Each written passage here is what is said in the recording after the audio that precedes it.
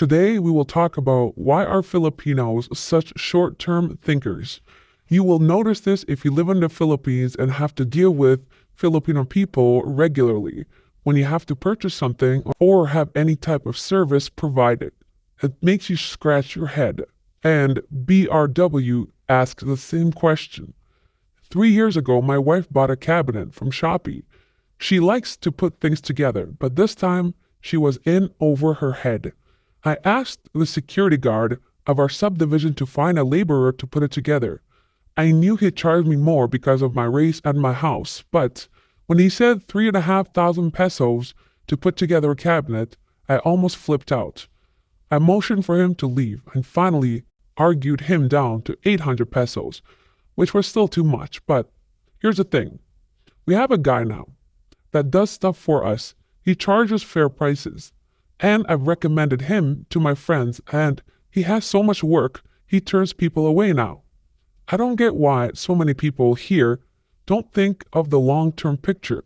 You may cheat someone and get an inflated price once, but how likely is it that person to recommend you to their friends? How likely is that person to call you back? You don't need a college degree to figure this stuff out. I'm amazed how many people here are willing to take a smaller short-term win over a long-term huge windfall. That is this person's question and also his concern about the way Filipinos think. This should be nothing new to any of us watching these videos on this channel. Filipino people want immediate satisfaction. They do not think long-term. Knight Rider says it's a survival instinct. For so long you've been wired to think of survival. What is the best thing for now? It's hard mentally to fully get rid of it. My westernized wife who moved from a poor region of Manila to the US and her teen still has this mentality. Every month it's a struggle. This also is clear when they buy small packets of shampoo for 10 or 15 or 20 pesos instead of buying a larger container with 2 or 3 times more the volume. But they don't think this way. Discerning Man says, I feel like the thought process is if the customer is happy, then the customer must have screwed you. If the customer is not happy, then you're doing things right. I got someone off Facebook to check out my air conditioner the other day who turned out to be honest. It was like I hit the jackpot.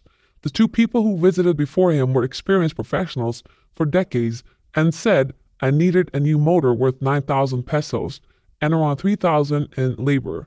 This dude just took the motor out and cleaned the rust and it functioned like new. He asked for 2.5K and I was happy to pay it, even though I could have probably done it myself had I known. I wonder if the quality repairman has worked abroad because this is rare.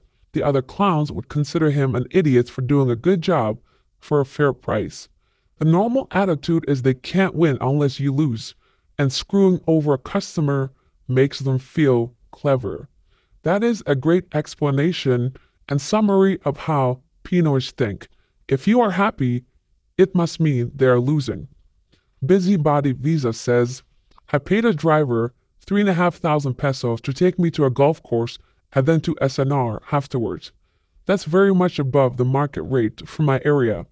After I finished golfing, he complained that he used up all of his data on TikTok. In my experience, paying above market rates doesn't lead to better service. It just creates entitlement. Another excellent point.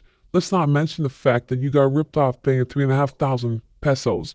Also, TikTok, how much is load? How much is data? He tried to scare me for 50 pesos, 100 pesos. Any inch they can get, they will try. That is why it's never a good idea to be kind in the Philippines. Do not be overly nice. Your niceness, your kindness will be taken advantage of. It is seen as weakness.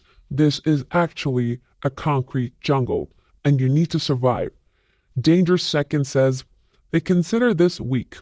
I've recently tried to convince a friend to move apartment. She pays 2,500 pesos a month and has no running water. Has to pay 200 per day to get a tricycle to and from work. Trying to convince her to move closer to the highway and 3,000 pesos a month, has running water and free work shuttle. Dumb, but it's 500 pesos more per month for the apartment. Me, But you were saving 4,000 a month in transport, dumb. But if I walk, I save 200. Me? When did you last walk, dumb? I can't remember. That type of logic can be seen in every interaction in the Philippines. Channel Philippines says scarcity mindset. Instead of getting a job 10 times or 20 times that pays 500 pesos each, they would rather charge you 3.5K one-off since they are thinking of scarcity, or that the chance to earn something from you will only come once, and would rather take the chance of price gouging you rather than straight business. Historical Tomato says, an uncle decided to retire in the Philippines after living and working in the US for 40 years. And because he didn't want to get bored, he started a business helping other expats build out their condos. He hired a carpenter and paid him above minimum wage because he valued his skill, 800 pesos a day. A year later, this carpenter asked for a raise, and my uncle increased his pay to 900 pesos per day. A week later, the guy got greedy and said he'd only continue to work if he was paid 1,200 pesos a day. Rightly so, my uncle let him go. He hired someone else for 600 pesos a day to finish the remaining projects on their plate, and then my uncle decided dealing with Filipino employees was too much of a hassle. There was always an excuse for something, and the work ethic was inconsistent. It made my uncle so sad to see people like that. The carpenter he let go was still unemployed for 6 months after, so ultimately it was his loss. It always is, but Filipinos don't want to learn. They don't care to listen or try to understand, and most importantly, they do not have any common sense or business sense. Verek says, poverty, sure, but you can't blame it all on that, and I suspect you want to. They have an unhealthy relationship with deception and day-to-day thinking because they are too neurotic, low energy, unknowing to deal with the future aptly. It sounds like I am just punching down when I also say IQ, but these all matters cumulatively, and we just saw Philippines IQ average drop about 5 points. There are 2 ways to go in this world. Lower yourself to excel yourself. Either way, you need to get somewhere. They took lower yourself, too many got addicted to it. You can relate these people who are permanent victims and soon permanent underclass. It is already permanent underclass for many. It's true. It's not simply being poor.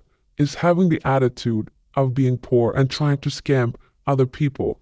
It's the attitude of entitlement. Somehow, because you're a foreigner, you owe them something. One World says, I think it comes from the scratch and pick mentality. Scratch and pick describes a chicken that scratches or wants to find a grain and then picks it, means that people live from day to day. Today, there might be enough money earned for food. Tomorrow is another thing. These people don't think about tomorrow. They think about getting food on the table of today. So, they will charge as much as they can today without thinking about consequences, without understanding consequences, without giving a damn about consequences.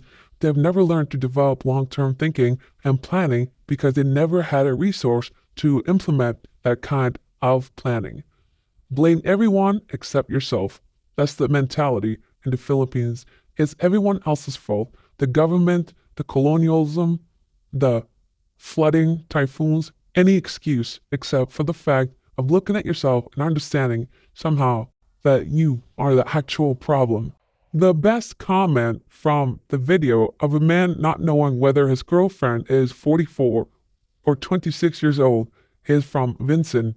If you can't tell the difference between a 26-year-old or a 44-year-old, you need to bring your mom along on dates. She may be able to help you. The worst comment is from Chuck Mason, 43, not 44. Someone can't add for shit. If you are referring to me saying that 26 and 44 are 18 years apart, then you, sir, need more help than the person thinking his 44-year-old girlfriend is actually 26. Basic math, my friend. Looks like you are the one not being able to add for shit. Thanks for listening. God bless.